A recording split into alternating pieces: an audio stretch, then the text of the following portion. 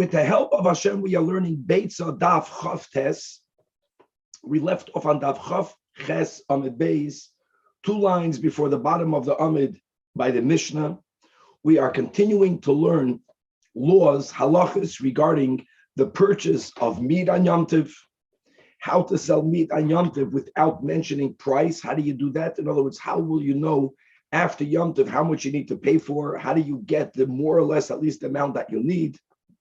And from meat, we're going to go on to learning the proper method of acquiring other and any food item from a grocer on Yom Tov.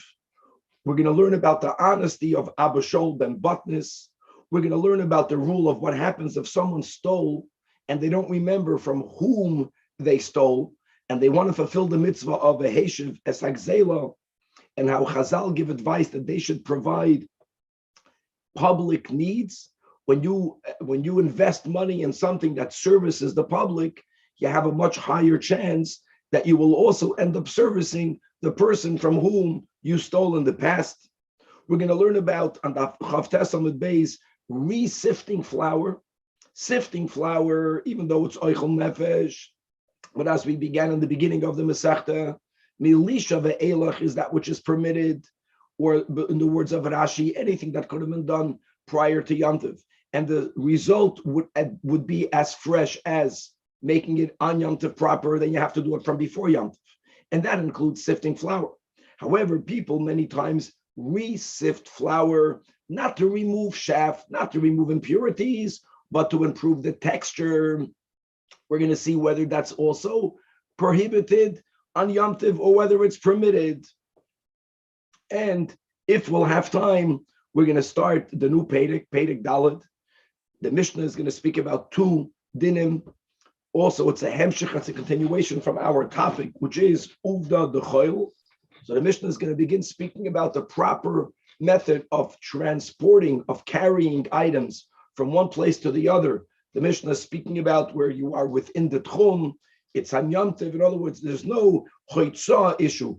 The issue is Uvda Dechoil, and how ideally you're supposed to carry less items in a way that people do not normally carry it if they're carrying it in order to sell it.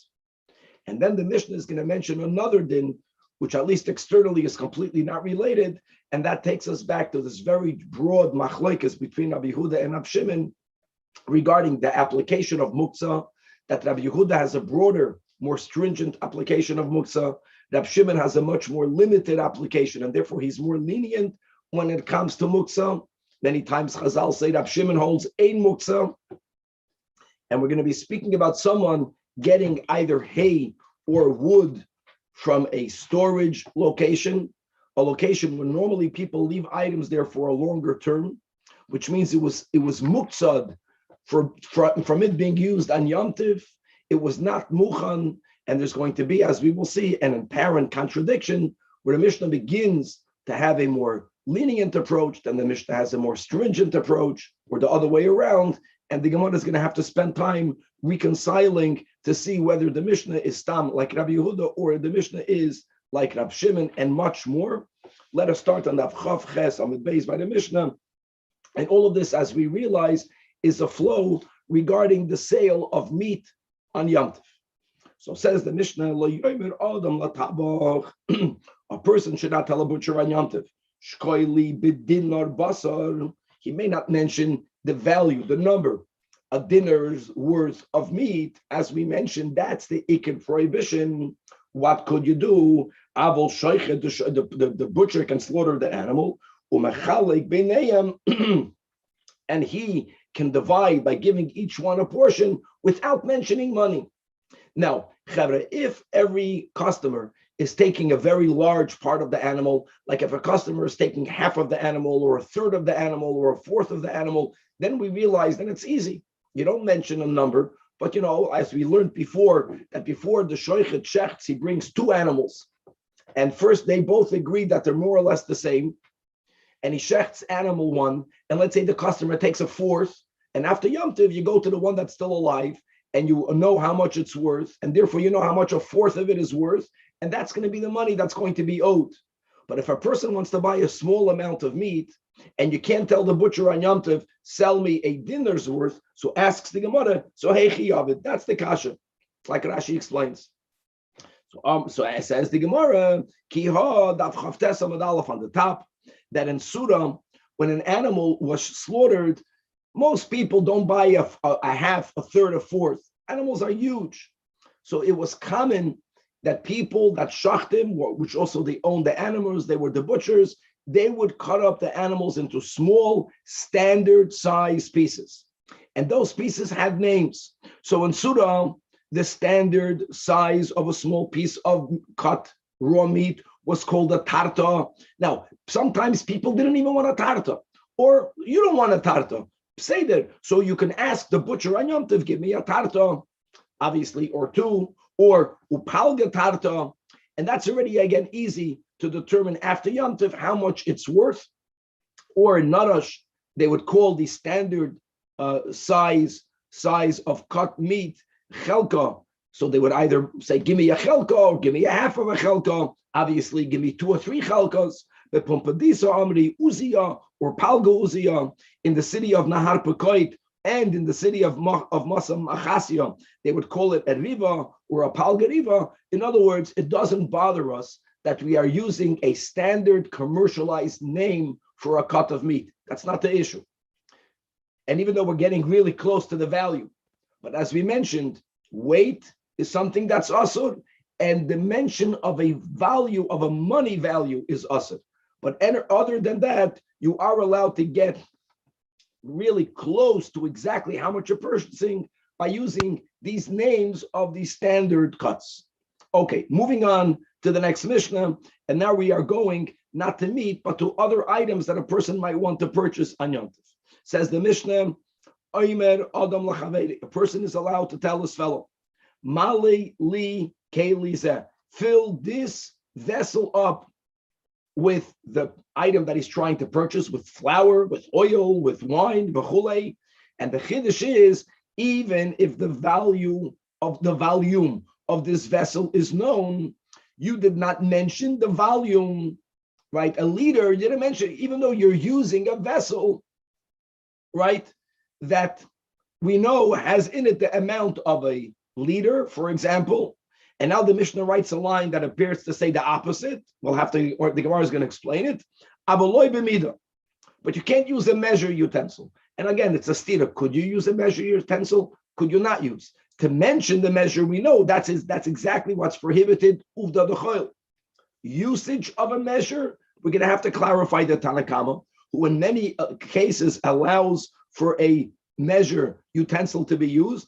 And Rabbi Yehuda is more machmer. So to understand Rabbi Yehuda, we'll have to wait until the Gemara to understand better the Tanach.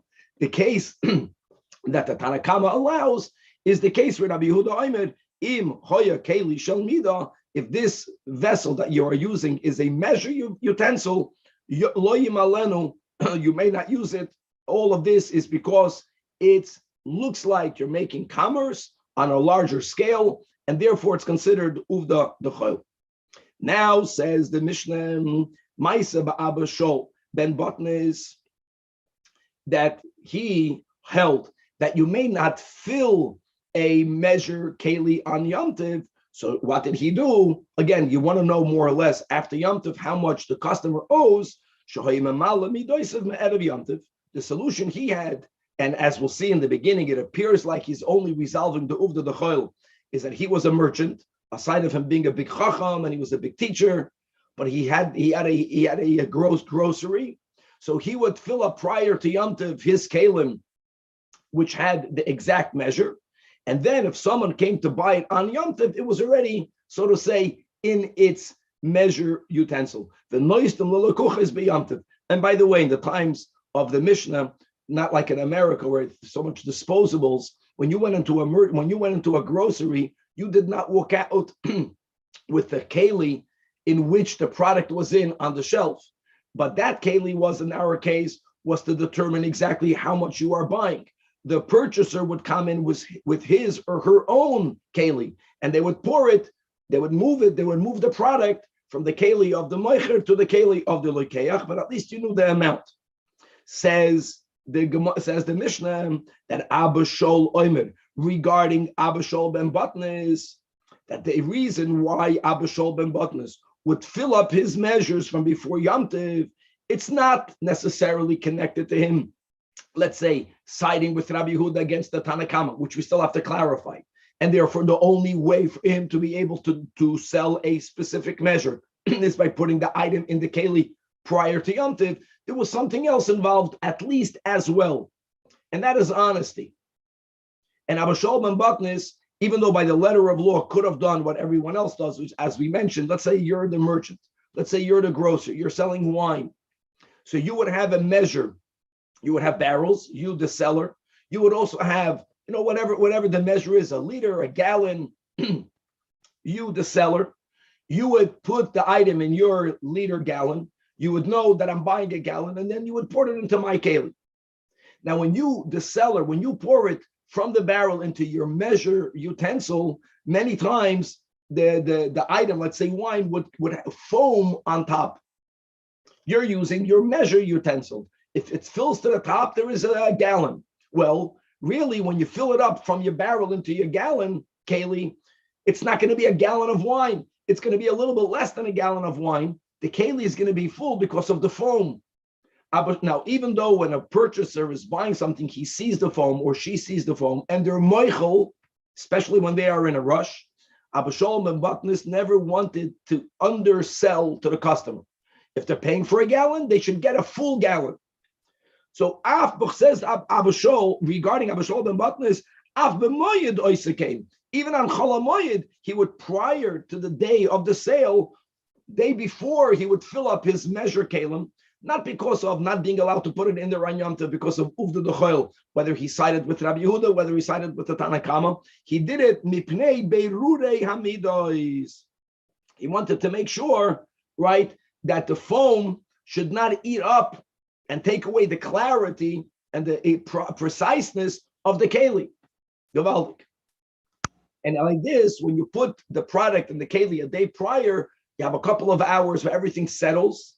It might be something very minimal, but then like this, he's sure that the keli will be filled until the top with the product, with the wine itself. The Chachamim add to his honesty.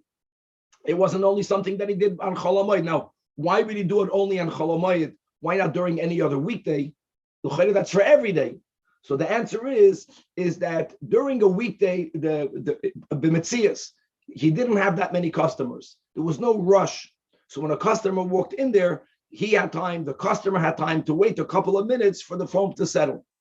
Masha'enke, when it came to Yom Tov, that's what Rashi writes, since people did not go to work on Chol HaMoed, as we'll learn in Masechtas Moed Katan, the Ar had paid him. But the beginning point regarding Chol HaMoed is it's a day in which you're not allowed to work unless you have a heter. And indeed, many people did not work on Chol HaMoed. So the Beis Midrash was filled with people learning. So Abba Shol, who also had a store that remained open on Chol HaMoed, but he was constantly asked questions and learning. And therefore, he was most busy, Abba Shol, on Chol HaMoed, teaching and learning. And that is why he did not want to feel rushed when it comes to selling products in his grocery. That's why he did this dafka on Chol HaMoed. The Chachamim add that the truth be told that certain items, even Abba Shol, even when he was not in a rush, so the foaming of the wine, if you have a couple of minutes to schmooze with the customer until he walks away, the foam will settle right away. A couple of minutes. Unless you don't have those a few minutes, you can do it. You can move it from the barrel into the seller's measure utensil on an ordinary weekday. But how about oil, for example? Oil adheres to the keli. Same thing. So let's say he has a full keli of oil, but he wants to give it to the customer. So another detail. So if for it to fully pour out of his keli into the customer's keli, that takes already a much longer time. And the ideal thing would be whether it is that the customers would already leave their kelim by him, and if they would buy a certain amount, he would already pour it over the keli and leave his mashpia keli in a tilted position, and that you needed for that mastama a few hours to make sure that every single drop of the merchant's keli, of Abba Shol ben Batnes keli, dripped into the lekeach's keli, af b'choil oisekain, because of mitzui. Mitzui means the draining. the draining of measures. Point of the Mishnah is that Abu Shol, because of his tremendous honesty, his way of preparing volume amounts to sell, or even putting it already, or starting to put it into the keli of the lekeach, normally happened a day prior to the sale itself. So it's not lav dafka connected to the issue of putting it in a measure keli anyantav proper, but it certainly has to do with his level of honesty, making sure that the customer got all of what the customer paid for. Again, even though by the letter of the law, the customer is aware that maybe not the entire gallon of oil is in the customer's keli. He's moichel. No one is stopping him from leaving his keli there. He's not getting all of the wine because there was some foam in the measuring keli of the moichel. He was moichel, but still he was very makbid never to keep anything that he felt belonged to the customer. Okay, now what's not clear in the Mishnah is, it's really the machlokes, but before the machlokes, exactly what is shitas Tanakama? Tanakama is clearly more lenient than Rabbi Yehuda, but what does the Mishnah mean? The Mishnah begins by saying that you can fill it up in a keli, befedish. You can say mala li keli zeh. Mala li keli zeh is understood to mean you can fill up a measure keli. The customer cannot mention the measure. You can't say I want the gallon, but you can say I want this keli. You could use a measure keli. And then the next word is avoloi b'mida. Avoloi b'mida. Amar Rav Yehuda Amar Shmuel. Avoloi b'keli hamayuchad l'mida. Something that was already reserved, something that's already being used as a measuring keli may not be used. Avol, what does the Tanakam allow? Avol keli ha'oimed l'mida. That is imalenu. In other words, the merchant, the seller, has a replacement keli. Now, these are not kelim that have demarcations on them like our keli of nowadays. You have marks on the keli. That who cares whether it's brand new or whether it's or whether it's already being used. Excuse me. Speaking about a keli, you know that this has a leader because the merchant is always using this. Then he has in his back of the store, he has other utensils that don't necessarily look the same, but they are also kelim in which you have that exact amount of measure. He has it as a reserve. It was never used yet. There is less of an appearance of you using the measure keli. That's the way Rashi teaches. So something that's already being used that people know to be a measure keli may not be used. The backup keli of the merchant, since no one knows for sure how much quantity you have in there, the moicher knows. That is exactly what he is allowed to use. And he'll let the day after Yom Tov, I want you to know that I gave you the amount of a liter or of a gallon, because that keli that I used, I already know that it had that amount. And on that comes Rabbi Yehuda to say, I don't care whether it was ever used or not. Keli ha'oimed l'mida lo yimalenu. Since the seller knows this keli has that exact measure, so the seller knows exactly how much of measure is being sold. That is also not allowed, included in uvda d'choil. Says the Gemara, according to this interpretation, comes out that concerning simchas Yom Tov, Rabbi Yehuda lo chumra v'Rabbanan l'kula. In other words, there's no doubt that using a measure keli is entering the gray area of problematic uvda d'choil. The Gemara takes it as a premise. The reason why the Tanakama is lenient, at least in an unyet used keli, because simchas Yom Tov, which is needed, trumps the challenge of using a measure. So if you have to weigh these two counter values, it comes out, if that's the way you want to frame the argument, that Rabbi Yehuda is the machmer. Frag the Gemara, well, how do you reconcile it with the daf before and daf chavches? When we learned Rabbi Yehuda Omer, that if you're trying to sell meat using a balance, a scale balance, so even though you're never allowed to put the weight on one side to know exactly how much meat you're selling in the other side, but yes, shoikel adam basa keneged akli, you can put a utensil in the counterweight, or you can put a cleaver in there. In other words, even though you have to make a shinoi, but you are allowed to use a balance to begin with. The chachamim who are more machmer, they are the ones that say, as we learned in the Mishnah daf ago, ein mashgichen bekaf wasnaim kolikid, you may not use a balance at all. And again, how are we framing this machlokes? Putting meat on a balance, on a scale, is entering the uvda d'choil. Why would we find hetadim? Because of simchas Yom Tov. So over there it comes out that Rabbi Yehuda is l'kula, v'Rabbanan l'chumra. So kasha Rabbi Yehuda ad Rabbi Yehuda, and kasha Rabbanan ad Rabbanan. Answers the Gemara, the Rabbi Yehuda ad Rabbi Yehuda loy kasha. because over there meaning on Daf Chav Ches, when it comes to his shinoi, and through a shinoi, yes, allowing meat to be sold by putting it on a scale balance, that's because the keli that you're putting in the counterbalance, the keli, the kupitz, is not ever used as a measuring keli. It's not ever used as a weight. It's a huge shinoi. Now, you don't even know how much you sold. The advantage of the Eitzah is that after Yom Tov, the owner and the buyer, they can weigh that kupitz and they'll know exactly how much weight of meat was sold later. But we don't even know how much it weighs. Over here, so what if the keli was not used yet? And let's go that it's not apparent that it's a measure keli. So what? It's the backup keli for the seller. The seller knows exactly how much weight you have. That's why it's more problematic. And in the other way, because over there, again, by the scale, the Chachamim prohibit any use of scale, because you're putting it in the keli that the butcher always sells with. I know that in the counterbalance, you don't have the standard weight, but you're selling it mamish using a keli that's used to sell merchandise. But over here, since like because during the week, this seller never used this backup keli yet. And again, don't picture today everything is disposable and everything is so gavaldic. It's not that the backup keli looks exactly like it doesn't. It looks different. It doesn't have any demarcations on it. Happens to be that the receptacle has the same exact size. It can be taller and skinnier. It can be lower but broader. It has the sum total same amount of size. It's not known. People don't know how much is measured. The owner knows, but the observer doesn't know. So it's enough of a shinui. Now, that's one way of understanding the Tanakama, thus clarifying Rabbi Yehuda, and Rava Amar reinterpreting the sheet of the Tanakama. My avoloi b'mida. What does the Tanakama mean with those words? Could you not use a measuring utensil? So Rava has a chiddush, and he says, Shelo yisker lo shei mida. Wow. In other words, you can use a measure utensil. Not only that the seller knows how much fits into this utensil, but the buyer knows, the observer knows. The only thing you can't do is mention the name of the measure.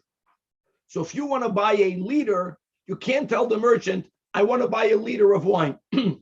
What you do is on Yom Tov, the seller, the merchant, the grocer will have on his desk different measure utensils. You know how much fits in each one, and you point to the one that you want.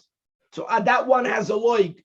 I want this measure utensil to be used. You don't mention the amount. You don't mention the quantity. That alone already is enough. And avol keli amiyuchalamida, right?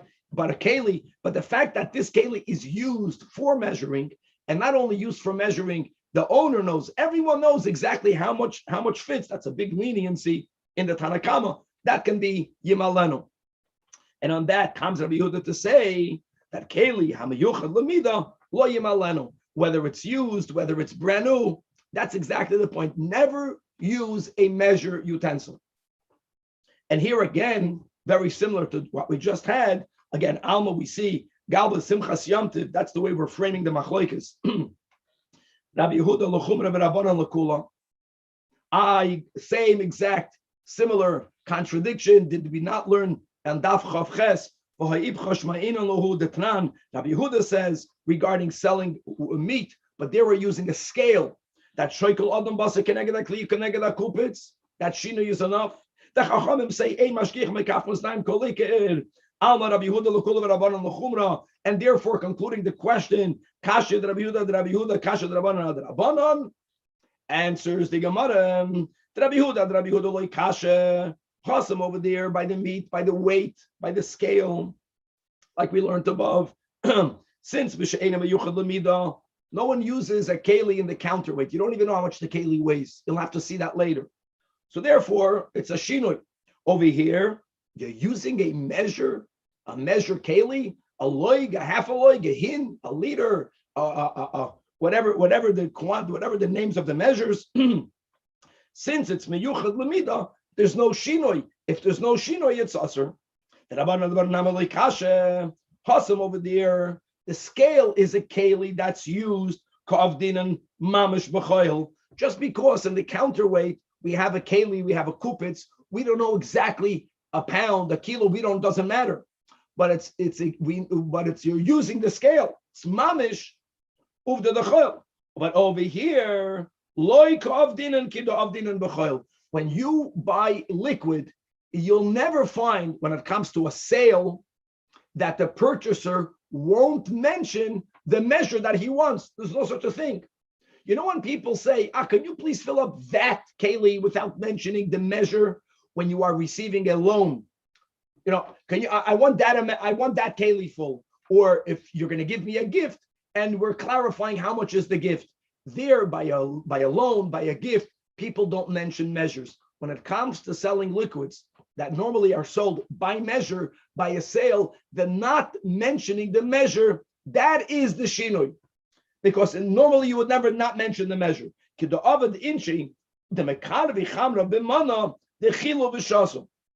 People sometimes, they serve wine to their friends, right, in a measuring utensil, and they drink it as a gift or as a loan without selling it. It is taka there. And by the way, a gift you can give here on Yom Tov. That's what we're saying.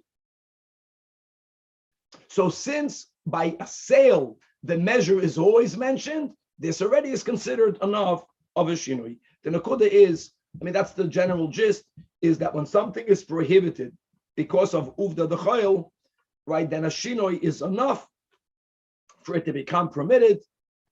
And there's the nuance of how much a shinui do you need, which is the machlokes here between Tanach and Rabbi Yehuda. Now, Ma'aseh ba'Abishol ben Batnis, and again, he's brought in the Mishnah as a proof that you can't even, it sounds like, you can't even put it in the measure utensil on Yom Tov, but he would put it out of Yom Tov. And then the Mishnah said, no, don't bring in Abishol ben Batnis, him putting items that he's selling a day prior, that is not necessarily because of the problem of using a measure utensil, but this has to do with his standard of honesty. And as a Tana, a Beitzah like the Mishnah, af b'moyed oisekain, even erev cholamoyed, he would put it. It can be erev cholamoyed would mean erev Yom Tov. Doesn't only mean you can't put it on Yom Tov, but he would do it. On cholamoyed, you can make a transaction. You can mention the weight. You can mention the quantity. No problem on cholamoyed. But he did it because of bittul beis Midrash. And what we spoke in the Mishnah, let's read it inside in Rashi.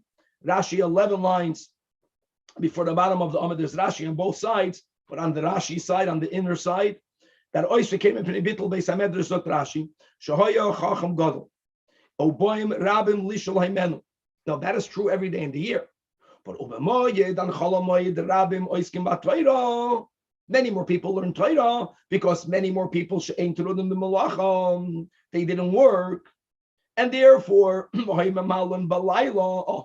he adds a nuance. He didn't fill it up out of Yom Tov. He would fill it up the night going into Chol HaMoed because she'ein zman beis Midrash, because that's not at night.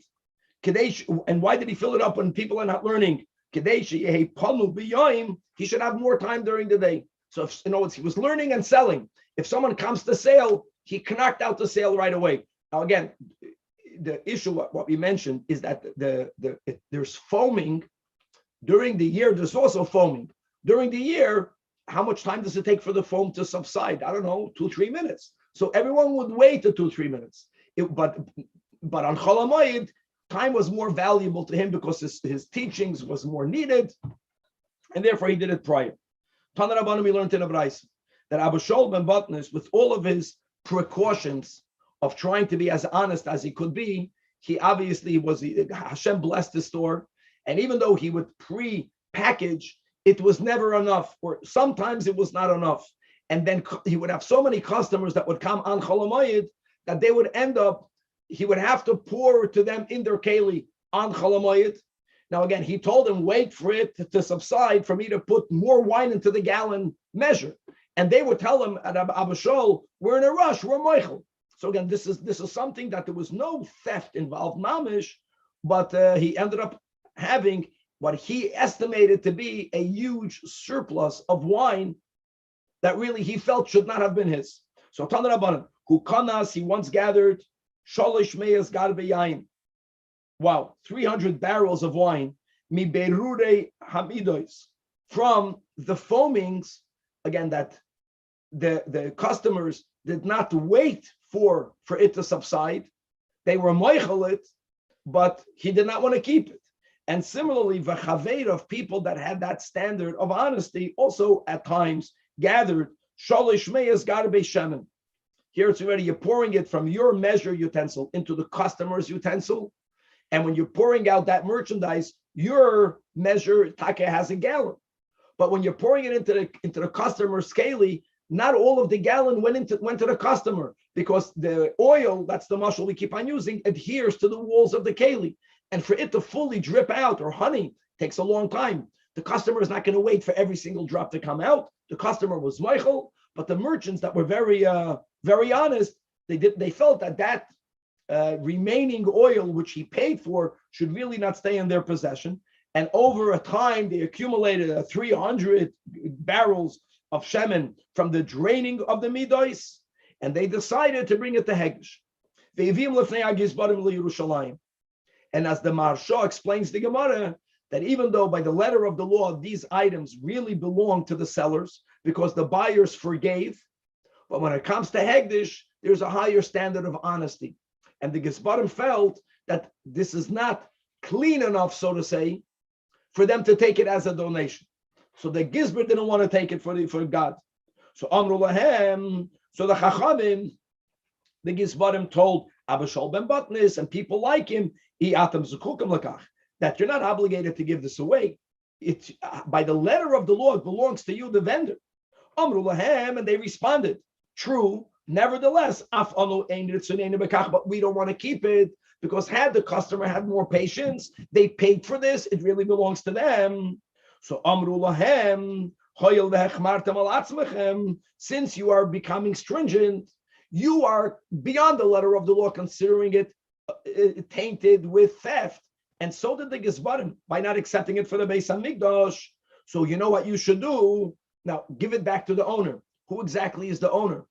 People who have managed to gather 300 barrels of wine. We're speaking about people that have kanai thousands of customers. So how do you give it back to them? And what amount do you give back to them? They less than a pruta for each one. So what you do is asumayem tzarchirabim. Invest this money in certain public services, and there's specific examples.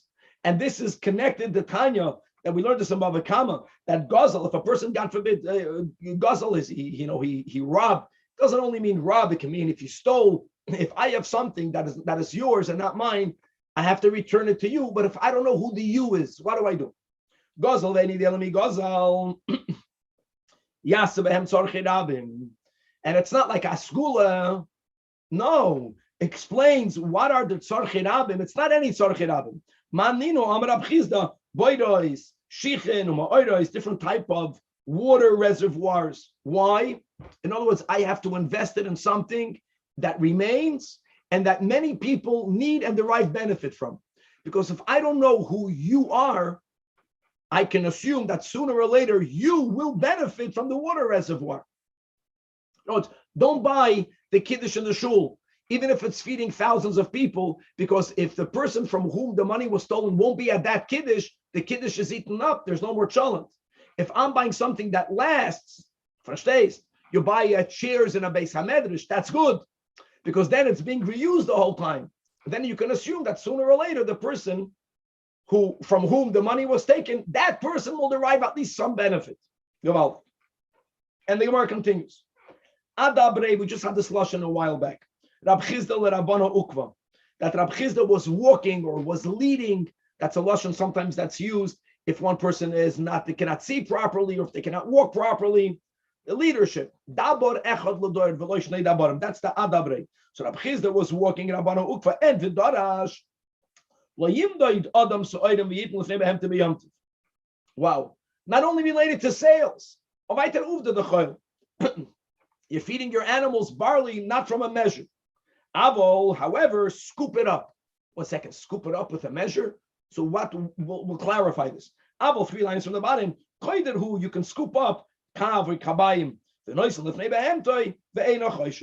other words, the way Rashi explains that the normal matter is when you are using a measure utensil, chevra, you use your hand, today with the plastic glove, but you use your hand and you take with your hand from the pile of produce and you fill it up into the keli. That's the way it used to work.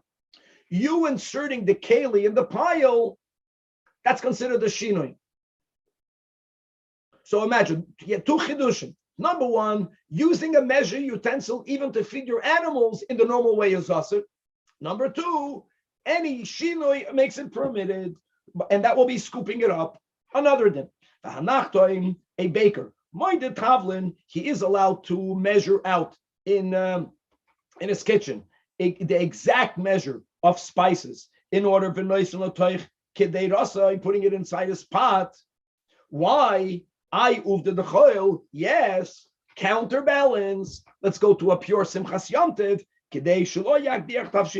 because when you use spices, there, as we know, too much spice, too much salt, you're going to ruin the dish.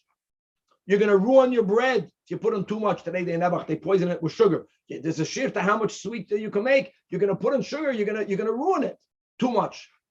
So when it comes to the option of if I'm not going to use a measure, it's going to be ruined. That already you're allowed to use a measure. Wow. A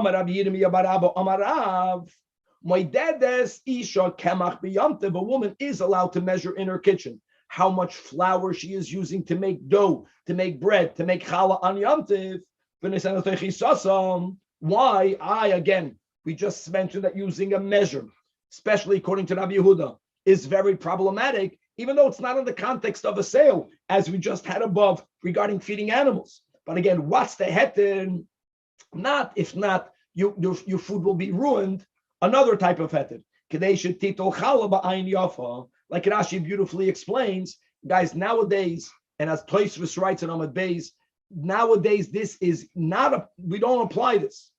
But since in the times of Chazal, when you are mechuyev to separate challah biblically, the quantity was also a precise quantity, or at least a minimum precise quantity, and that is, as we know, a baker 1 in 48. But in your home, when a woman or a man separated challah, it was 1 from 24. Echad michav dalid.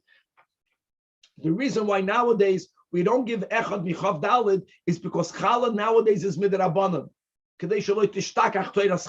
So therefore, a woman can have a huge dough and she'll take off any small amount. But when you would have to take off at least 1 of 24, if a woman would not know exactly how much flour she has, her worry would be that she's not going to have enough to feed her family, to feed her guests. And therefore, Torah says to give challah, she's going to give exactly the amount and not a drop more.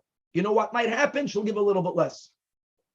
So a person, they know if you allow them to use measures, they know, I mean, these are people, the harchava that we have, obviously they didn't have.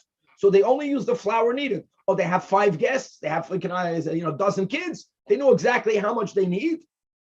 And if you allow her to measure, she'll know that she has all of her needs, and she won't feel stingy when it comes to the separation of the challah. Shmuel, however, asur, he doesn't allow that to be matir. Imagine a woman in her home using a measure utensil when she's making bread. So she has to approximate, and she may not use a measure. This is very halacha l'maisa machlokes. So machlokes Rav and Shmuel. Rav is lenient. Shmuel is machmer. Guys, normally Rav and Shmuel be Isura. We follow Rav. Let's see over here whom we paskin like. Shmuel was matir. In the yeshiva of Shmuel, they were the ones that had the Beitzah that taught mutter. But Tanach the way Shmuel, guys, Shmuel is an Amoira. It's not that Tanach is a Beitzah, but so what? But they were the ones that were zoicha to channel that Torah Shabal Peh from a Tanach. So Amar Abaye, Hashta the Amar Shmuel Asur. And we know that in the yeshiva, they were the ones that had the Beitzah that said mutter, Daf Chavtes Amud Beis, Yakir, where are you? Therefore, Shmuel halacha l'maisa asur la'ashma inon. Let's do first. We'll learn one way of understanding it. We just had this concept of halacha be'ein moedin kain, which is a very important topic. And again, the way the Alter Rebbe clarifies, even to a yachid, Halacha ve'ein moedin kain means that when you're learning in the yeshiva, when Shmuel was learning theoretically, Shmuel Taka said mutter. I'm sorry. Shmuel had a brayso that said, Shmuel held that it's mutter. If someone came to ask him halacha l'maisa, he would then quote the brayso that said that it's asur. Look inside the top Tosfos Perush. The im yavai shum adam lishoy lanu. If someone came to ask a practical question, case adiyatza, I'm going to bake challah on Yom Tov. Can I use my measure utensil to know how much flour?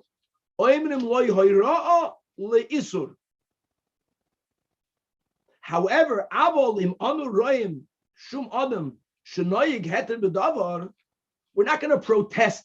In other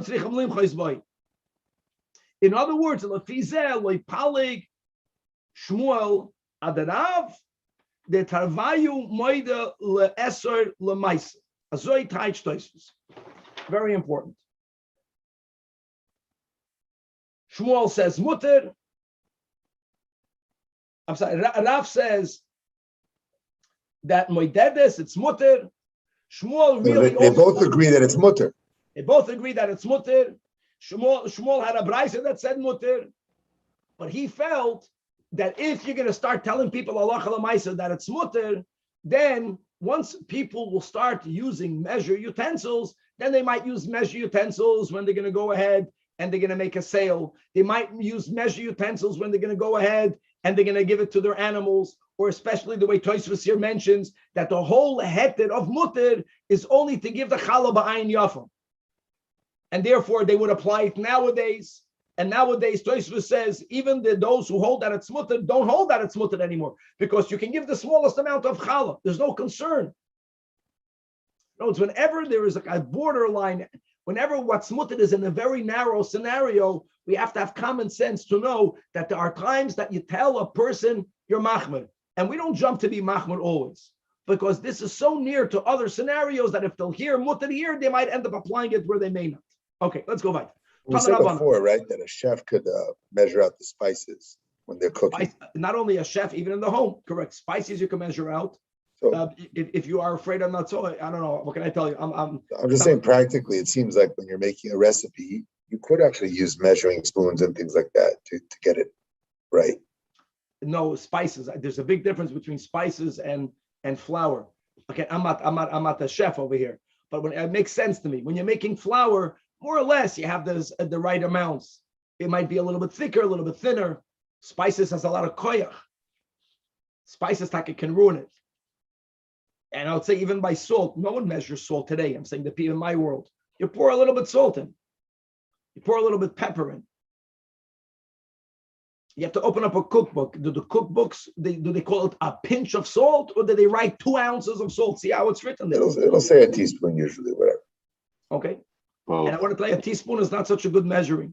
It's not a precise measuring, because a teaspoon, you can heap it, you cannot heap it. It's not an exact volume. Okay, let's go back to Tanach Rabbanan. Right. Now we're going to sifting. And guys, the nekuda here will be, number one, we learned this in the beginning of the Masechta. Let's go with Shitas Rashi. Any av that could have been done prior to Yom Tov, and the result would have been just as fresh, needs to be done prior to Yom Tov. And that will include sifting, which is done normally before kneading. However, aside of sifting the flour once to remove the impurities, there were times that people would sift flour again, not to remove chaff, but to make the texture epis fluffier, better. Now, Rashi, the texture's improvement also would have happened if you would have done it before Yom Tov. But this type of sifting already is not an av, because you're not removing any impurity. So to begin with, it's not so problematic. Question is, can you do it on Yom Tov or not? And that's subject to a big machlokes. So we learned in a brayso, ein shoinin miloshin, doubling second time, a resifting, ein shoinin Yom Tov. Why? Because again, you do it to improve the texture. Do it before Yom Tov. And now she writes, tircha. In other words, you're not doing an av. It's not called uvda dechol, but you are exerting yourself unnecessarily so. The shumra papayas. And Rabbi Yehuda say to Amru, yes, shoinen. Why? Because it was already sifted, it's not excessive tircha. It's very easy. It goes much quicker. It's not difficult. You're not removing anything that's that chaff. Even the observer will see that there's nothing remaining on top of the sifter. You guys, the flour then was so dirty. It's not like today. And therefore, he allows you to do it. Now, Vishavin, She'im, Nafal, L'Teichen, Sroid, or Kesam, that if on Yom Tov a pebble fell in, a Kesam, a splinter fell in, it fell in on Yom Tov. So you couldn't have done it before Yom Tov. This is Oichel Nefesh. They both agree that, yes, just Shoinen doesn't bother you because you're not going to have in your food, you're not going to have the pebble or the splinter. Says the Gemara, Tanach Kamei de Rabbeinu. Right? In the times of the Amoraim, these were the people that were gifted with tremendous memories, and such a Tana teacher stood in front of Ravina and he said, quoting a Tana, quoting a Beitzah, Ein shoinin kamach b'yantiv, as we just learned. Abol nafert zroide kesam. Then his version was not resifted, boirer biyadai. Take it out with your hand. In other words, it sounds like even resifting is prohibited, but if you're doing it with your hand, that's a shinui, and that's allowed. So Amar later, Ravina tells this Tana teacher, no, don't make a shinui by doing something that looks even worse. In other words, when you resift, when people observe that on top of the sieve nothing remains, okay, the one pebble, the one splinter, it's nothing. People will see that it's only being resifted. So it looks much less problematic. Removing with your hand psoilus metoich oichel, that looks like an act of boited, you're making it worse. You're being meshana to something worse. So either your bris is corrupted, or you forgot. It's not boited biyade, but you're shoinin, resift. Says the Gemara, Darash Rava bar Rafuna. He gave this drasha where a pischa de narodon, that shoinin kamach b'yamtiv, you can resift. Amar Luhu Rav Nachman, I did not need you to teach something that everyone already knows. Puku v'amru leila abba, go and tell my chaver. He's referring to Rava bar Rafuna Zuta, who gave this drasha, that you think you're doing a big teiva, that you have the guts to get up there and to be matted in public. Everyone is doing it anyways. Shikila tivusach, take what you think is a big teiva to the oilam, and ushidei achizrei, and throw it on the thorns. In other words, this is a lashon when you're teaching a din that everyone already knows, everyone is already doing, and we're speaking about a heted, it's already a common accepted heted. I did not need you. But go out there and chazi, take a look. How many sifters circulate in the city of Narda? In other words, everyone is using it. What you're saying is right, but he gave Nachadrasha a pischa on the entrance of Narda. He's being machadish. There's no chiddush over here. Now, a couple of stories. The visu de Rav Yosef, the wife of Rav Yosef, Nohala Kimcha, Agapa de Mohilasa. She would resift flour on the opposite side of the sifter. In other words, obviously, she felt that resifting is asur, but making a shinui will be okay. It's only asur midrabanan, but making a shinui will completely resolve it. So when Rav Yosef saw the chumrah of his wife, it's interesting how husbands react to a chumrah of their wives. So Amar Lo, Rav Yosef tells his wife, Chazi, hey, take a see, the Anar Rifta Aliyah Sabaina. I desire flour, right? That's very refined. For me, it's important. All of that is basically telling her that since it was already sifted prior to Yom Tov, you are only resifting it, and the resifting it makes the flour of a better texture. That's something that you are allowed to do. You don't have to make a shinu. You don't have to make the shinu. The visu de Ravashi, when the wife of Ravashi, when she was resifting flour, let's go with the taich, on the underside of a sifting table, she also made a shinoi. Whatever keli she used, she flipped upside down. Here, Ravashi said, if she's doing it, then he honored that chumrah. Amar Ravashi, Hadi done this one of mine, referring to his wife. Who is my wife? She's Berati de Rami Bar Chama. She's the daughter of Rami Bar Chama. Who is her father? Who is the shved? Rami Bar Chama, Mara du Uvda Hava. Mara du Uvda Havda. Rashi says he was a medagdek B'maisav, he was very meticulous in his observance. In other words, she comes from a home that was very careful. What she's doing, she saw in her home. If this is what they did in the home of Rami Bar Chama, Azoy Zol Zayin, he did not disencourage her of doing that chumrah. And if I can say, this is not about husband and wife. Perhaps the difference between Rav Yosef and Avashi is that if someone is beginning a new chumrah, and for whatever reason you're not completely in consent, then you can say it's not needed. I don't think you should say it more than once. But whenever you see someone in this context, a man is seeing his wife doing a chumrah, and he knows she did not begin this chumrah, she took it from the house. Don't challenge it. Fakert, you give honor to the meaning of the family. I think that's a good difference. Starting a new chumrah, you can challenge. If you're giving continuity to something that was already done, especially if she comes here from a house that he was a very fruma person, and you're going to be lenient, what are you saying? That you don't have to be so medagdic the way your father is. What kind of message is that? Next Mishnah. A person can go to any storekeeper. Haragaletzli means that you're familiar with him, so there's trust. And amazing. So after all of the above, no measures, you would think that a quantity, a number, is also very precise. Says the Mishnah, no. That you can say, on Yom Tiv, tenli beitzim. And by the way, we'll see, you can specify the number, not beitzim. Give me 12 eggs. Give me 10 eggs. Give me 24 eggs. Or ve'egoizim bin minyan. Clear, you can specify the number. Why? I uvda the chayil? No. Like we learned above, that, according to Rava's interpretation of the Tanach, in one's own home, not in the context of a sale, you count eggs. In other words, people don't weigh in their homes. You don't weigh. That's the way it works. People count. Give me 2 eggs. Give me 4 eggs. Zugais, give me 3 eggs. Give me 5 eggs. So any type of mention of quantity that's common out of sale, out of the setting of a sale, is allowed to be done, even if it's in a sale. Says the Gemara Tanach, you can go to a shepherd that you are familiar with, and you can tell him, again, numbers, not money numbers, quantity of the item. Give me 1 gedi, give me 1 till 100% lechatchila, okay. Similarly, you can go to a tabach haragaletzloi for amaloi tenli kafachas. Give me a shoulder, give me a yerech.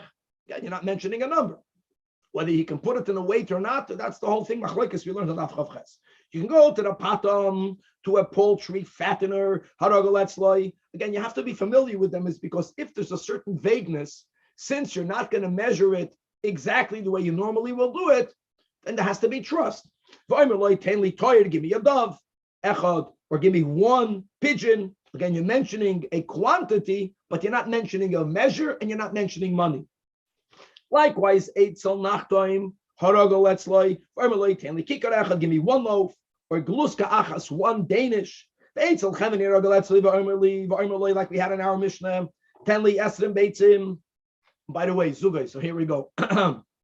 Doesn't matter. We learn zugay is about eating, not about the buying. Or 20 or 50 nuts. Asora farsikin, please sell to me. He's buying 10 peaches, and 5 pomegranates. Who knows? This is the best smoothie. You make a Talmudic smoothie, and we make a lot of money. What is not allowed? The one thing,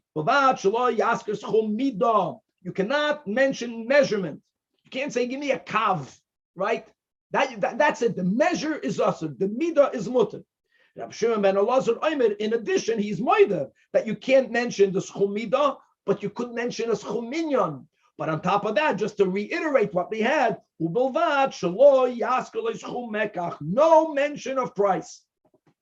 And with that, we say, Hadron, Allah, Ein Sodom, God willing, we'll come back to you, Perik Ein Sodom. And you know what? We're going to start. We'll give a 5-minute break. At Sukkot, we can have a drink of coffee in the Sukkah. Yes, go ahead. So in the last, you had pebbles on the flowers. You can't pick them up because it's water. So what's the solution? Can you resift them? For some reason, you were not clear. Nachamol. He asked the question that if there was pebbles in the flour, so one opinion said you take it out with birer, right? That was the issue. So he's saying if you can't pick it out with your hand, how should you get rid of those pebbles? Okay, so number one, number two. Okay, Kevin, number one, that if the pebble fell in there on Yom Tiv, or whether it was in there prior to Yom Tiv, makes a big difference.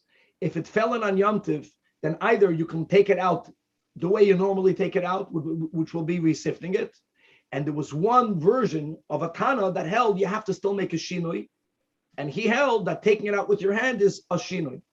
And Ravina held that even if you have to make a shinoi, that's not called a shinoi. There's no shinoi. You can't do it. Resift it. No one says you can't do it. The question is, do you have to resift it, or do you have to take it out with your hand? And we had all of these opinions. We're learning Gemara that held that you can resift. That resifting is mutar in harda. I mean, the poyal mamish, people resifted without a shinoi, and the Gemara concluded with two stories, Kevan, which pointed out that making a shinoi is a chumrah. Now, do you have to be makabel the chumrah? That was a very nice balance. Rav Yosef versus Rav Ashi. If someone can put on a timer, we'll start. Thank you, Rabbi. Thank you again. We'll start, guys, in 4 or 5 minutes. Go ahead.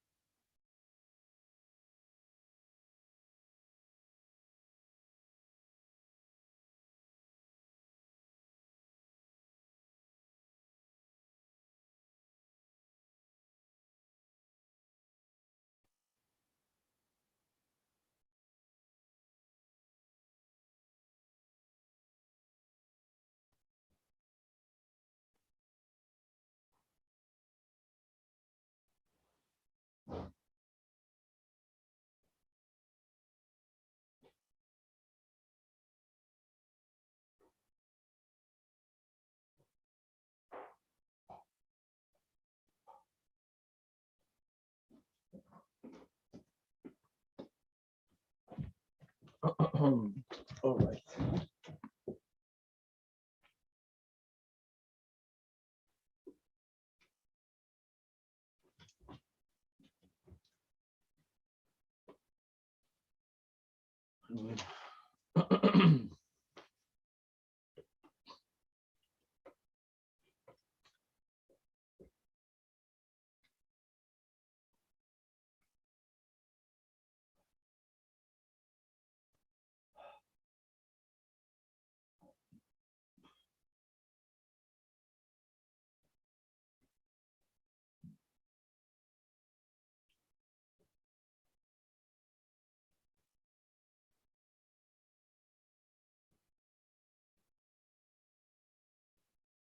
All right. With the help of Hashem, we are learning Beitzah Daf Lamed, starting the 4th chapter, Hamevi. What we're going to be learning in our Mishnah is, to a certain degree, a continuation of the challenge of Uvda D'Choil and the solution of making a shinui, doing something in a different way, will make Uvda D'Choil, which is a rabbinic prohibition, completely something that one is lechatchila permitted to do. However, we're going to learn a beautiful nuance regarding making the shinoi, as the Gemara will explain the Mishnah, that it has to be a change, a deviation that makes that activity easier, at least not more difficult if you can't make it easier. But any type of shinoi that makes that activity more difficult is going to be prohibited, because even though you resolved Uvda D'Choil, but we keep on also mentioning in this context the concept of tircha yesera, excessive exertion, or a tircha de lot sarich, if it's not necessary, why did you make it more difficult? So that's going to be the balancing act that we'll have to do. The Mishnah will apply it to transporting items, not when there is a problem of hoitzah, there is an eruv, it's inside the chutz yamtiv, but it's about the tircha, the transporting items the way they are ordinarily transported to do commerce with. That is what one may not do on yamtiv.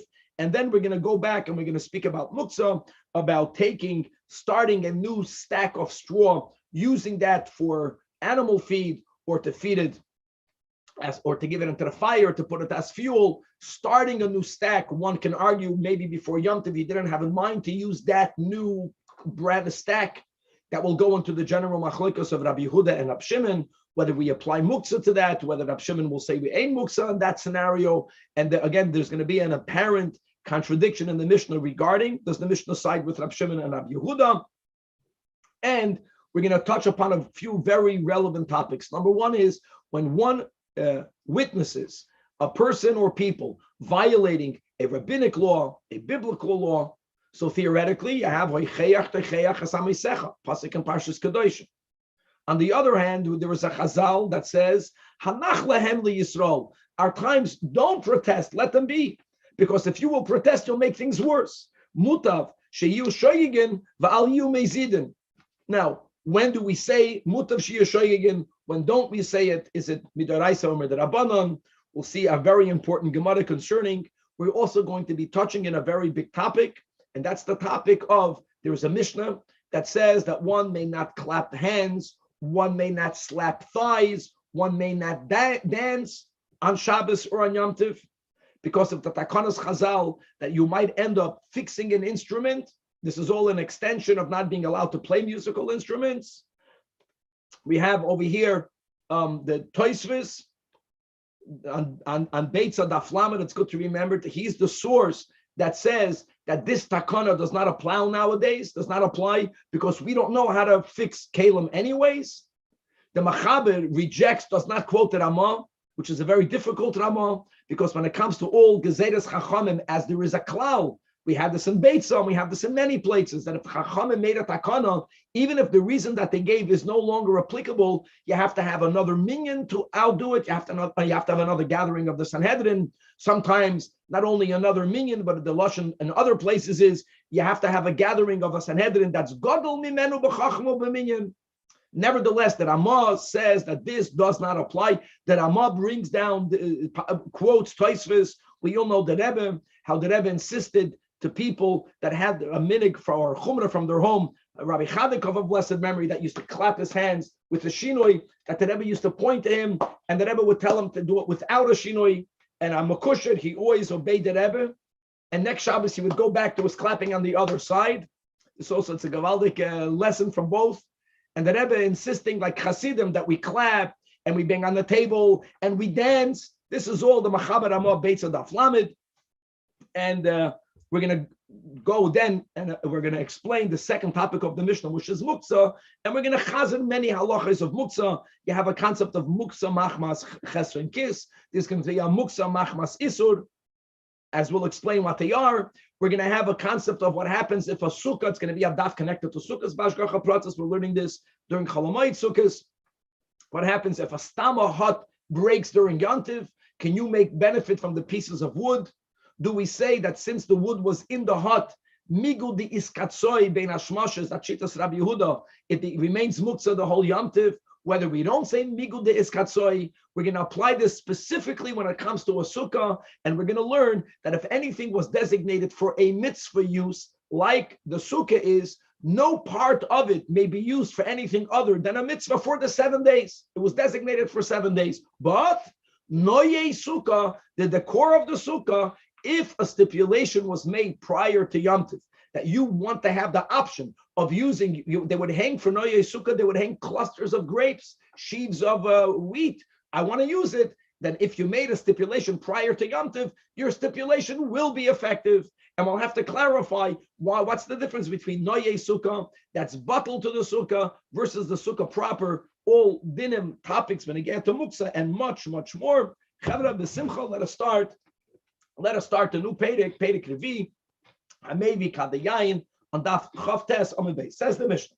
Hamevi kadayayin l'makom l'makom. If a person is bringing pitchers of wine from one place to the other, like Rashi points out, there is no issue of carrying. It's b'toich atchum.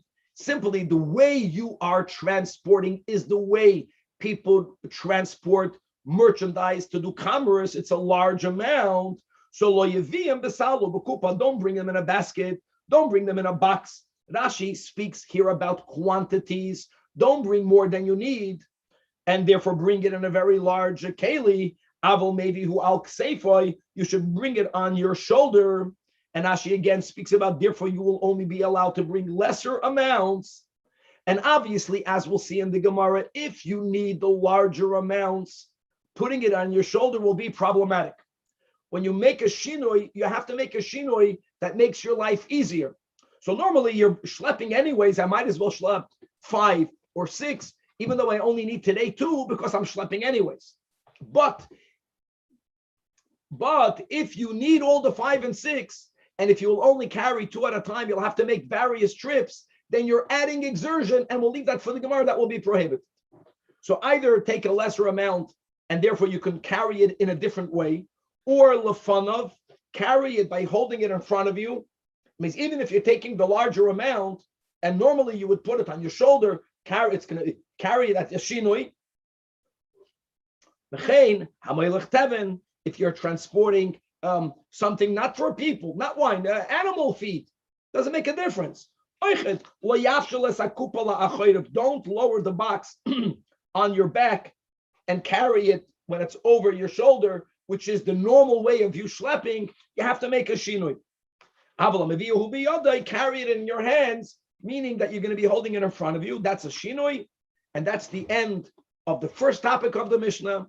And now we are going to another topic, the topic of Muktzah, and that is umaschilen daflamid ba'aremas hateven. You can initiate, you can open up a stack of straw that was closed up until now. What's the chiddush in doing that? You can argue that since the stack of straw was not initiated, maybe prior to Yom Tov, it was set out of your mind for it to be used. And indeed, according to Rabbi Yehuda, this would be muktzah. When the Mishnah says that you can open up a new stack of straw, mashma, that the Tana is soisim, like the lenient Reb Shimon. However, avoloi be'etzim sheba muktzah, the word muktzah here doesn't mean muktzah the way we're using the word muktzah.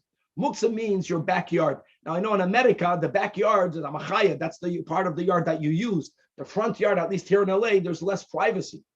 In the times of Chazal, as we learned in Eruvin, people shared the yard that was in front of their homes. The little piece of land that they had behind their houses was a place in which people would have long-term storage, and they would call it muksa. Muksa means it was set aside from it being used. So if you have wood in your backyard, a place that's used very infrequently, that is l'chayra muksa. You cannot take wood for fuel. Now, l'chayra here again, according to Rab Shimon, that shouldn't be allowed. And the Gemara is going to point out, it sounds like Reisha Rab Shimon, the Sefer Rab Yehuda. Which one is it? The Gemara is going to resolve it. So we're going to begin the Gemara, the second line, and we're going to be learning almost the whole daf over here, or at least until the two dots, the whole Amid, a big chunk of the Amid is going to be to clarify Shinui. And that will be something that we did not learn in the previous Pedic. The previous Pedic, we spoke about Shinui. Now we're going to learn a very important detail about what type of deviation is acceptable and what type of deviation is not acceptable. Tana, we learned in a Beitzah regarding transporting that im I after l'shanois, then muter. And like we mentioned in the Mishnah, that the Mishnah says don't bring it in a besalo b'kupa. And Rashi said besalo b'kupa means in a larger container that can hold 4 or 5 bottles. Can't do that. But what happens if you need the 4 or 5 bottles? You need it. So says the Beitzah, if you're going to take a smaller amount because you are only putting it on your shoulder, we're already teaching what the Gemara is going to say, then you're demanding for the person to make more trips. That's also not acceptable. We're not making a deviation to make your life harder. It has to at least be the same, different, or ideally, a shinui lahakel. If it's not going to be a shinui, it's going to be a shinui that makes your life more difficult, and the only way is to schlep one trip, the bigger box, then you are allowed to take it without making a shinui, because uvda dechayil is one of this gray area, a very, so to say, weak midrabanan, and you always have to counter it with, okay, what's the upside by doing it uvda dechayil? That you're going to have food quicker for your archim. Simchas Yamtiv. Here, Simchas Yamtiv will trump the problem of uvda dechayil. And indeed, let's give examples of how Rava applied the Mishnah and the Beitzah. So asking Rava b'Mechayza, in the city in which he was the mother of the Asrem, items that were normally the doru b'duchka, things that were normally carried on their shoulder, they made exertion. So he told them that should be carried lidru b'ragla, that should be carried with a pitchfork. Now don't imagine the pitchfork that Kevin might put on the screen, right? The pitchfork that the Sutton holds. No, the pitchfork is some sort of wooden keli that has a hole in the middle. You would put it over your head. So over your shoulders, you would have a wood here and a wood there. And you would be able to put items hanging from both sides. And the advantage was, not only was it better positioned on your body, but when you would get tired, all you needed to do was to sit down and the items would rest on the ground and you wouldn't have to reload. You would only have to stand up. No, it's considered a shinui that makes it easier for you to transport it. That is what you should use. Lidru beragla. Or similarly, if things are already being carried beragla, right, with this type of pitchfork, make a shinoi. How should you carry it? Lidru ba'agra. Agra is carried on a pole in which you needed 2 people to carry it. Oh, so again, 2 people carrying something versus 1 made it easier. You have to get the other person. The other person is anyways going in that direction. Make a shinoi that made it easier.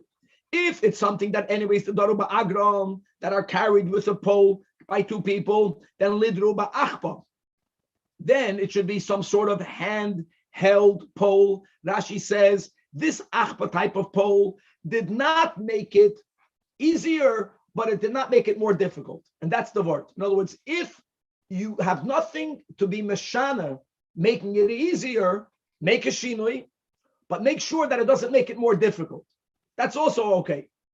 The daru ba'achba, if something is carried normally on this handheld pole, what shinui would you make now? So nifrei sudra ilavi, spread a kerchief over it. Kerchief has very little weight. You're not adding to the weight. Again, it's not harder, and it's a shinui. And if there's no type of shinui that you can do, other than making it harder, either heavier, harder, either more trips, either one of the two, then shari. That's what the Rava said. The Amar Mar, and that's the Beitzah that we began the Gemara with, that adds such an important, caveat to the Mishnah, that im after l'sharis, then you can do it without a shinui.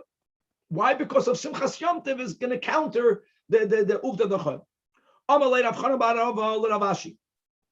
Amar Rabbanon kama the after l'shanuye mishanin b'Yom Tov. And therefore, I have a problem. If you have to make a shinui, hani nashi, the woman, the kamalya and chatzbayo mai b'Yom Tov, that they go to the rivers and they fill up their buckets with water, the loikom mishanin, loikom mishanyon, and they make no shinui. And v'loy amranin lahu v'loy midi. Why don't we protest? No, it's his challenge was based on a premise that if someone is doing something wrong, you have to make a protest. Why are we not protesting? So the response was like we had right now. Amalei mishum delay afshir, because as we just learned from the Beitzah, from asking Rava made takanas, but a limit.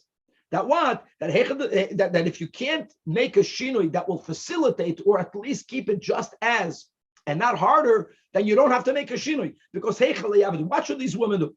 The Maliyah b'chatzba, if they have larger pitchers, are you going to say Tamaliyah b'chatzba zuta they should use small pitchers?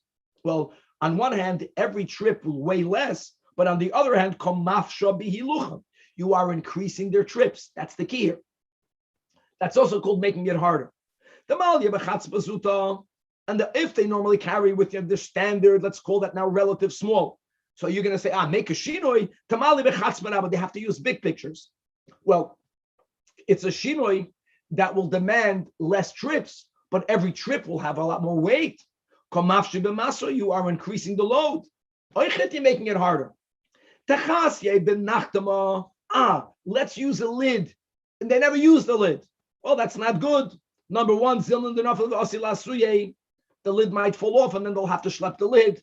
Many people don't have this line in here because so what? It's Yom Tov. But no, you're adding to their work. Instead of them carrying one pitcher, now they're carrying a pitcher and the lid. If you're going to say, well, why don't you just tie the cover on it in a tick today? It's not going to fall off. No, sometimes it will fall off. Zimnim the mifsik. And then if you began with a tied on lid, you might re-tie it on Yom Tov, then you're over on an Av. For sure you can't do that. For us, today, she's on Yom Tov. If you're going to say like we had before, in the Takana of Rava, just put a sudar, just put a kerchief, that's also not okay.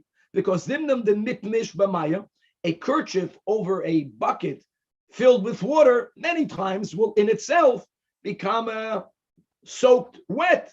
And so what? I'll tell you so what.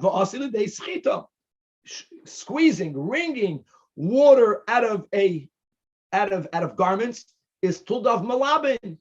If you remember, wringing wine out of a garment is tuldav the dash. We learned that in Shabbos. Water has a unique thing of schita is mishum malabin. So therefore, hilkach loyefshet. And based on the premise, ideally make a shinui. But if you can't make a deviation, that's lahakel. Actually, it's going to make it more difficult. Then don't make a shinui. But all of that was to farenfer why we don't protest, because they're not doing anything wrong. Now, if they are doing something wrong, well, who says you have to protest for everything? I don't understand. Tanan, we learn in the Mishnah, that's on Beitzah, Daf Lamed Vav. Ein metapchim, one may not clap hands. The ein mesapkin, you may not slap your thighs. The ein meraktin, you may not dance. Not on Shabbos, not on Yom Tov, because this is an extension of the Takanas Chachamim not to use musical instruments. Why can you not use musical? Because if they will break, you might repair. Repairing is a av malachim. So they made a takana, don't use musical instruments as an extension. Yet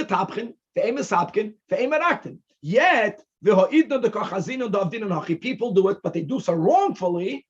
But no one protests. And if you're taking it as a given, in other words, you're teaching non-protest that it's okay. Lav dafka, there are things that people do, and we don't protest, but it's not okay. And Amar lei ula taimech, in other words, you think everything has to be protested for.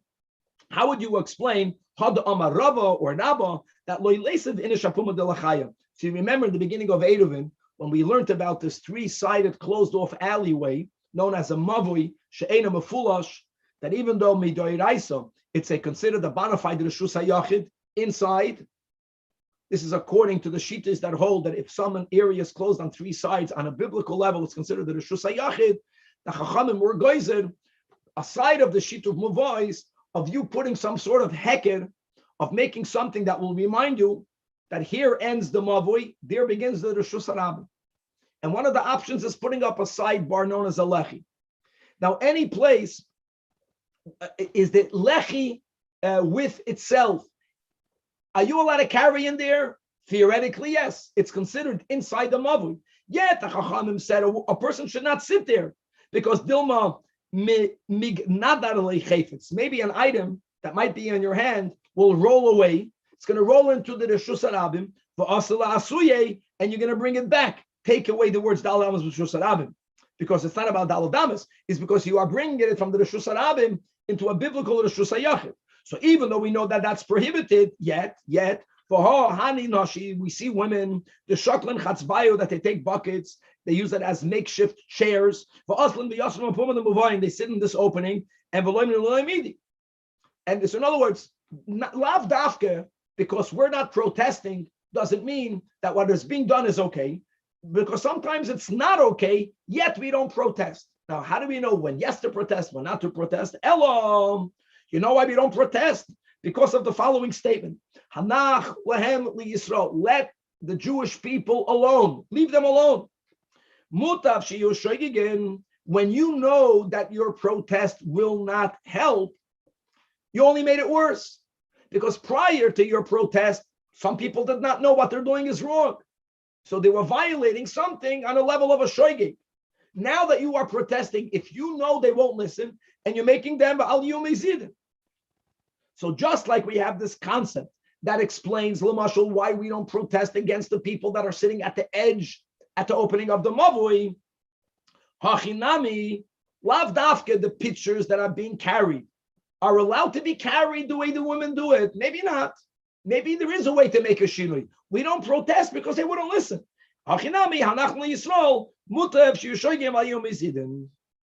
Comes the Gemara. Guys, we had this in Shabbos. And the Gemara says, whoa, hanach lahem Yisrael has a limit.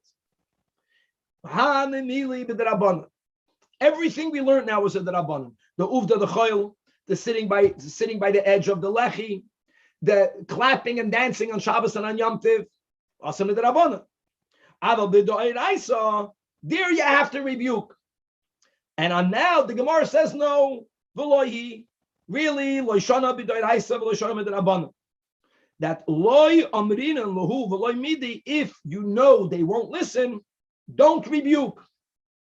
V'haraya, because the obligation of adding to Yom Kippur is a doiraisa. Yet we see people, the achli v'shasu, that they are eating and drinking mamash until it gets dark without adding any toisvus Yom Kippur, and people don't protest. So that's a raya that we say hanach lahem li Yisrael even by the oiraisa. I want to say three important points. 2 are connected. Number 1, the Baal Ha'itur, and that shita is brought down in halacha, says that even though the Gemara says don't be machalik the oiraisa the rabbanan, we make a chiluk. What chiluk do we make? If something is not written explicitly in the Torah, like Tosefes, Yom Kippurim, if people won't obey, we still say hanach lahem li Yisrael, don't make a macha. If something is written explicitly in the Torah, don't eat chazer, you have to make a protest. Even if you know for sure they won't listen. That's one thing. Now we have to also have the Alter Rebbe, you have to have Avos Yisrael, it has to be, there's many other conditions that we're not mentioning over here. Another thing, hanach lahem li Yisrael is only when you are certain that they will not listen. If there's even a small chance that they will listen, you have to make a protest. You have to just know how to make a protest. Many people have the image of an angry person making a protest. The Rebbe taught us how to make a protest. And we know that it's effective. It's effective a lot more than you think if you're coming out of a place of love and you're not looking down at your fellow and you have real Avos Yisrael. You have to just know how to do it. Okay, so that's 2 things. So first of all, the Baal Itur ends up making some sort of pshara that it's not Doiraisa the Rabbanan, but it's something Mefurish Bikra versus not Mefurish Bikra. And you have to also understand Mutav Shia Shoygin. We cannot presume these are a very not healthy way of looking at your fellow. They won't listen. You never know. You never know how they'll listen. And now regarding just this is the source of the Ein Metapchim, right? The Ein Mesapkin, the Ein Meraktim. So look inside the Tosfos 1, 2, 3, 4, the fifth Tosfos in the Amid. Why can you not clap your hands, slap your thighs, and dance? Says Tosfos Perush Rashi, Shema Yisak and Klei Shiur. Miu lididan shari. Says Tosfos, no, we could. Lechatchila. Why? The daf could be a mayem. Shahoyu b'kiyim lasis Klei Shiur. They knew how to fix the instruments. Shayach l'migzar. Aval lididan ein onu b'kiyim lasis Klei Shiur. V'lo shayach l'migzar. Like we mentioned in the introduction, first of all, the Machaber does not bring it down. The Ramah brings down this Tosfos. The challenge with the Ramah and with the Tosfos is that where do we find such a thing that Lididan Lo Shayach L'Migzar? How many other Takanas Chachamim can you make the same argument? And we don't. Now, truth be told, that there are few others, like for example, that you can't drink water that's left uncovered. Mayim Megulam, and we learned that we paskin that you can drink waters that are left uncovered. Because in our region, you don't have this nechashim and akrabim that might deposit venom. So it's not that we never have exceptions, but we have to explain these exceptions. One of the approaches that the Achronim give to explain Tosfos, which is why the Ramah brings it down, is because this is a very good, clear difference. The Iker Takanas Chachamim is not to play musical instruments. Playing musical instruments, midoraisa, is allowed. You can't play the instrument, you're going to play a string, and the string might snap. We know this happens, and you might fix it. Not clapping is like an extension of a gzeira. No one is being mevatel the gzeira. No one is saying, Tosfos doesn't say you can play a musical instrument because we don't know how to fix it. I don't know that we can't say. I might not know how to fix a musical instrument. The Chachamim say don't play a musical instrument. That's good. That gzeira remains. But if something that's a far extension, clapping your hands, you're going to fix it. It's so far away that here Tosfos says there comes a point that if you want to extend the Rabbanon, we have the right to say that if the reason what they gave is not applicable, that extension should fall to the side. And again, the Rebbe, that's the Iker. But look at Maisa, look at Hasidim. That Hasidim dance on Shabbos dafke without a shinoi, because we follow the Psak Din of the Ramah that quotes our Tosfos. Let's go back on the Gemara. Right. Rabbi, also the clapping the hand is without a shinoi? Sure, without a shinoi. The Rebbe's original secretary, Ayidat Sadik, Mamash, his name was Rabbi Chadikov. And he would sit, in front by the Fabrengens, and he would always clap with the shinoi. That was like we learned in the last daf, the minig that he saw by his family. And the Rebbe would look at him, and the Rebbe would clap straight. He would right away obey. But he never learned the lesson for the next Fabrengen on Shabbos and Yom Tov. Every time he would begin with the shinoi, and then out of a and the Rebbe, it was gavaldik, and there was a beautiful thing to watch. Okay, yeah. All right. Question on so also swimming on Shabbat. That's pretty far away from the original intent. I know it's moved to the whole. I want to just clarify one. The Kud will go on. I hope we spoke it up when we learned Shabbos. The issur of swimming on Shabbos is if the body of water is in a river or in a swimming pool that has no rim that's protruding above the ground. The Alter Rebbe paskins that in a barrel you can swim because it's so far away from a river. Now we don't swim. It's already for other reasons. It might be considered uvda dechayil, or it might be there's chashashos that you might end up doing schita to the garments, to the bathing suit. You might end up carrying a towel. But just to know that, and indeed, there is a limit. Or watering the grass also, I think, transferring the water from the pool. Water in the grass and other. I'm saying there are secondary issues, but I'm saying that what Kevin mentioned that you can't swim because Chazal said you might build a raft. I want you to know you're right. They didn't say it in all waters. They said it in a river or in a body of water that goes into the ground like the river does without a rim separating it. There's a limit. You don't apply it ad infinitum.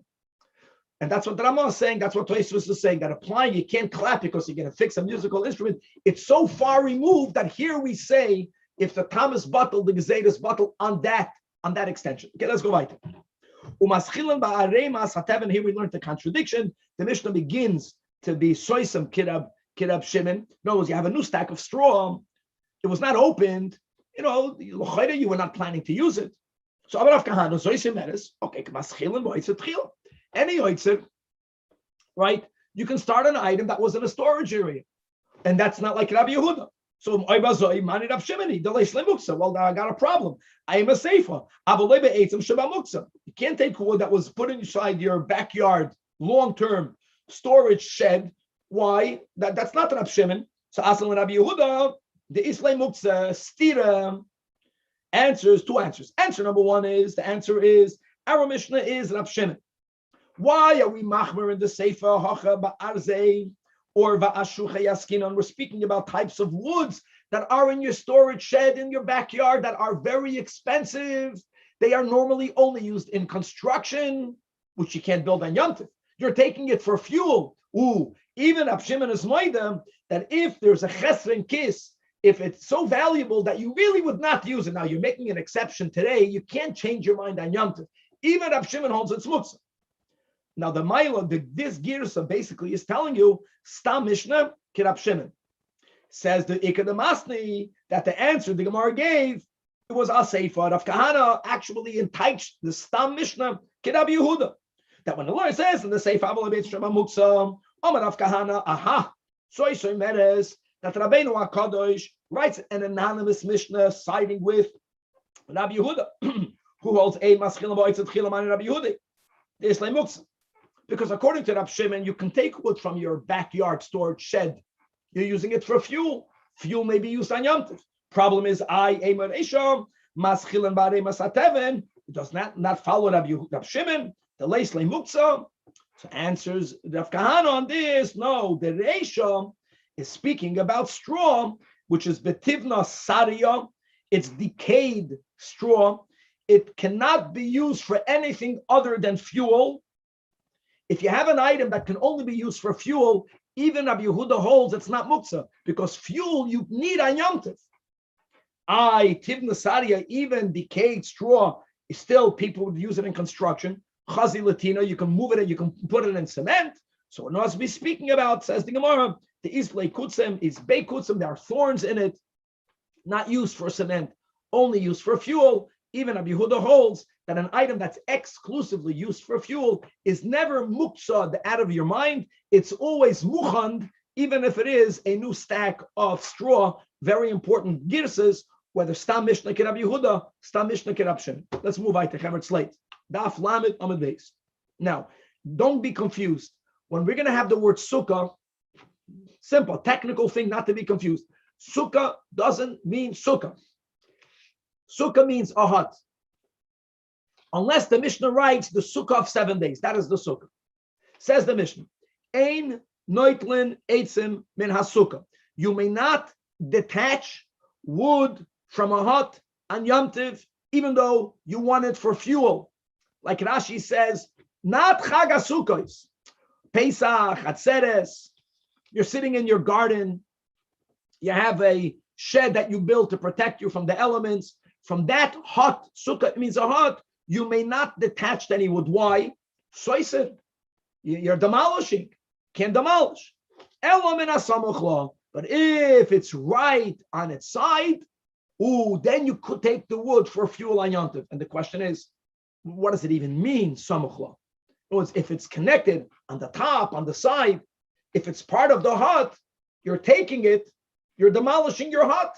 To clarify the Mishnah, guys, sukkah normally means schach, not sukkahs. They're covering. You can't take it off the roof of your hut because the kosasat ahala. So if it's not on the roof, if it's on the wall, then asamuchla, it joins it. I'll explain the Mishnah to you. What's the meaning of samuch? It means dafke. It's near the walls. Meaning, guys, this is how it worked. That the walls were normally woven. Again, these are a construction of huts of the days of old.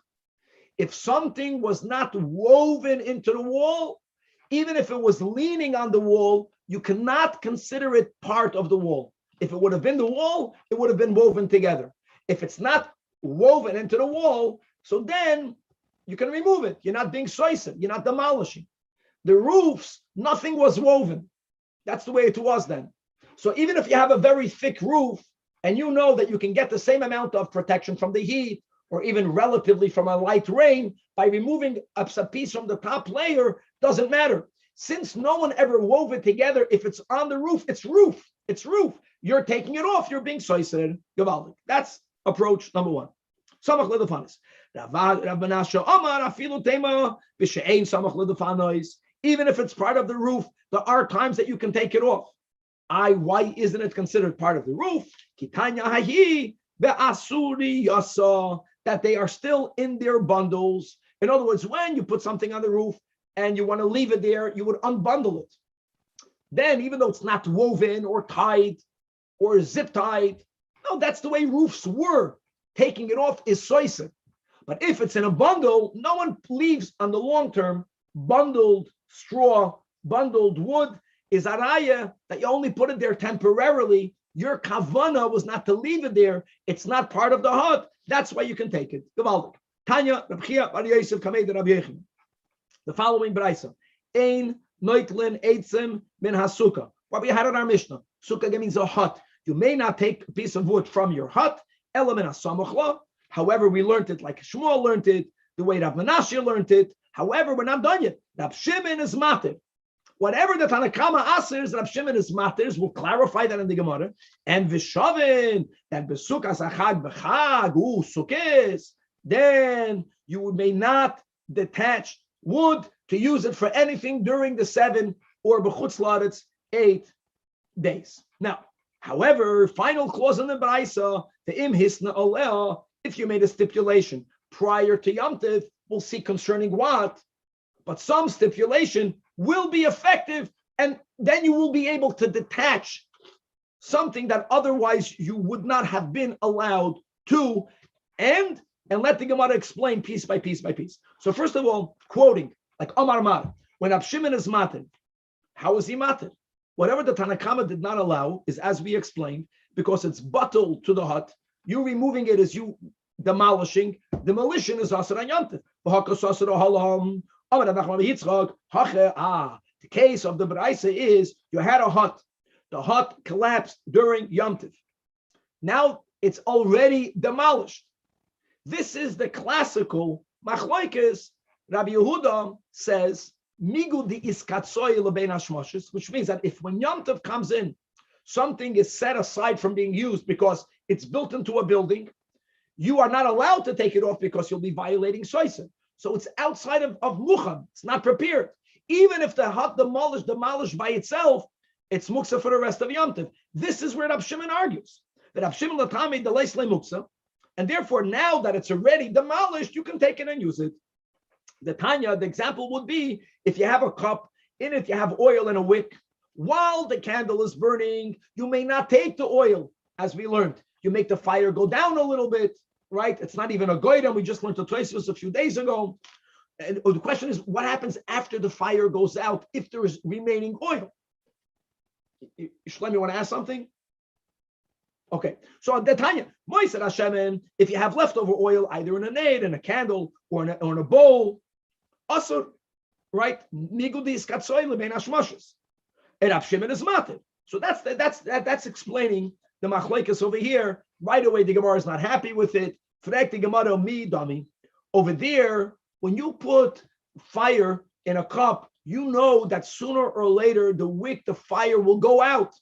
And there's always some remaining oil, whether it be more remaining, less remaining, you knew there'll be remaining. That's why Rab Shimon holds that even though during Bein Hashmoshes you were not allowed to touch the oil, but you knew and you had in mind to use it.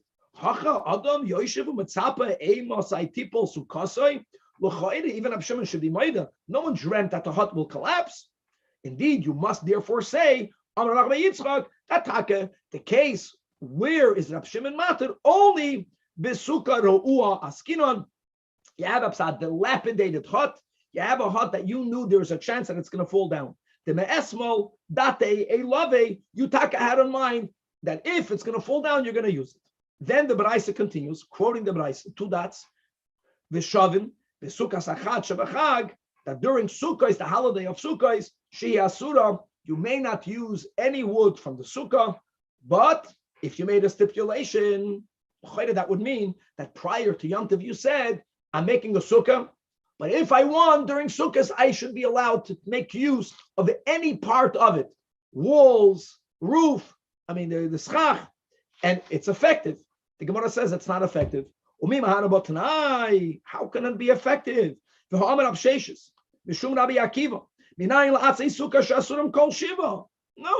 it says Chag Hasukah Shivas Yamim. The Torah adds a word Lashem, which is superfluous, and that's to tell you that it's sanctified to God, right? It's sanctified to Hashem, may not be used. And also the Tanya Rabbi Yehuda ben Besedo Oymen, Minayin Shekeshem, Shechal Shem Shemayim Ala Chagiga. If you have a korban, you can't make a stipulation. Korban Chagiga is a korban, it's a korban, it's a halik. Kach Shem Shemayim Ala Sukkah, the Sukkah is holy. And it may only be used for the mitzvah of Sukkah. And how do we know this rule? Because it says Chag HaSukkah Shivas Lashem. So it's not only from the extra word Lashem, but it's from the juxtaposition of Chag Lashem, Machag Lashem, Avsuka Lashem. Bottom line is, can be masna al masha kosav b'Torah, a stipulation against that which says in the Torah. Financial matters is the exception, but this is about a isa v'heter. Answers the Gemara. Are we talking only about the 7 days of Sukkot, or also later? It's only the 7 days. Only the 7 days. It doesn't retain the kedusha shleima, but during the 7 days. Answers the Gemara. Indeed, you have to say that the sefer is l'sukkah da'alma, speaking about an ordinary hut. In other words, that even Rabbi Yehuda's Maida, that if you have a hut not on Sukkot, and you say, Chevra, if the hut will collapse during Yom Tov, I have in mind to use it for fuel. That helps. Aval Sukkah the mitzvah, indeed, loy mahana b'tana. That's his approach. And the Gemara doesn't remain with this. It's nish, no, the Sukkah the mitzvah loy. I clearly see elsewhere that a Tanai does help. V'hatanya, we learned that if and when when a person covers their Sukkah in accordance to the law, but then they make it more beautiful, they add to it what we call noye Sukkah. And that is the itra b'keramim. They decorated it with keramim, with colored cloths, or ubesadinam amitziyarim, or with embroidered linen, or and v'talaba they used to hang from the sukkah egoizim, walnuts, shkedim, nuts, almonds, afarsikim, peaches, v'imonim, pomegranates, nachasmudi, uparchili anavim, clusters of grapes, and then they used to hang glass containers of wine, glass containers of oil, glass containers of flour, the atroi shibalim, and wreaths of grain. Noya Sukkah, says the Beitzah, asur listapek mehem ad motzei yom tov achim shel chag. For the whole Sukkah, until weekday, can't use it, because Noye Sukkah is bottled to the Sukkah. And once something is designated for a mitzvah, during that time, can't be used for anything else. But the imis nalayim, yes, the Tanai is effective for the decor. So 1 second, a Tanai could be effective. We have to just understand why. So answers clarifies the Gemara, and that will clarify the Beitzah. Abaye v'Rav Amir Tarvayu ba'omer aeni boidel mehem kol bein hashmashes. The Tanai means when you hung the Noye Sukkah prior to Yom Tov. Prior to Yom Tov, you said that I'm putting on food items. They would put food items or garments that they might need for the cold. So they would say that as Yom Tov comes in, I am not designating it for the mitzvah. If you hang it up and you don't say a word, it's by default designated the mitzvah. Once it's designated for the mitzvah, it's going to go that way for the entire Yom Tov. But if at Bein Hashmashes, then it was already not designated. Any boidel, I'm not removing myself. I want to have the option of taking from it. Therefore, during Bein Hashmashes, that is when you will be allowed to take it off during Yom Tov. Avol atzei sukkah. When it comes to the building proper, both the walls and the schach, what's the key? Like Rashi explains, you may not demolish on Yom Tov. So the walls and the schach, Removing that is called demolition. Taking off a jar of milk, of oil, is not demolition. It's muktzah l'noye sukkah. So if something may not be taken off bein hashmashes, because if you'll take it off, you'll be violating soisid, your words are meaningless. You know it's going to be there for Yom Tov. You know it's going to be there, unless Rab Shimon, it was a sukkah ru'uya that we already learned above in the Beitzah. So something that for sure is going to be there bein hashmashes is de facto muktzah. Something that you are allowed to remove. The only problem is that it's designated for a mitzvah. You can remove the noya sukkah. So atzei sukkah the chalik the shalayu. Once it's bein hashmashes, is katsoy l'shiva. But now we have one detailed problem. Are you telling me that once bein hashmashes comes in, not Rab Shimon, normally nigdis katsoy bein hashmashes, it remains muktzah for a mitzvah chag l'Hashem for all 7 days? Why is it that when it comes to the Daled Minim, we dafka don't say that? If you have 7 esrogim, if you remember from Sukkot, chapt, from the Mishnah regarding Shemitah, that the expensive product was the lulav, not the esrog. It changed somewhere. Now you pay expensive for everything, but especially for the esrog. So it was common for a person out of an esrog tree. And if they designated 7 esrogim, L'kula alma, the esrog that you designated for day 1 will not remain muksa for all 7 days. The only question is, when will it end? So amarav kol achas ve'achas yoytzim ba'aveichelis bala alter.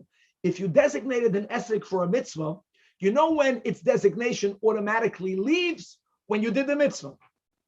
When does a yid do a mitzvah? Zrizim magdim al mitzvahs. You do it early in the morning. Obviously, if you're going to go mivtzoyim, until when you finish doing mivtzoyim. But it's not connected to the day, it's connected to the mitzvah. Ravasi argues with Rab and he says it's connected to the whole day, but only to one day.